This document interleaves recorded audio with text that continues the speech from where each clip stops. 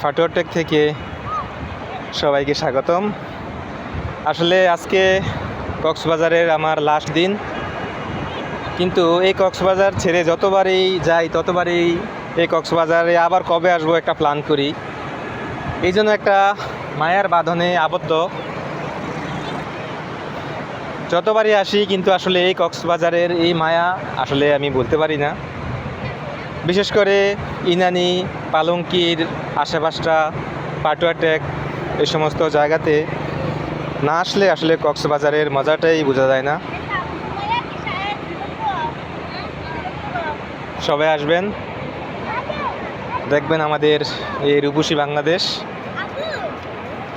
আমাদের দেশটা ছোট হলেও রয়েছে এর মধ্যে রূপের ভান্ডার। এই যে বাবা, হাই বলে দাও, হাই বলে দাও, হাই। সবাই আসবেন, বলো সবাই আসবেন,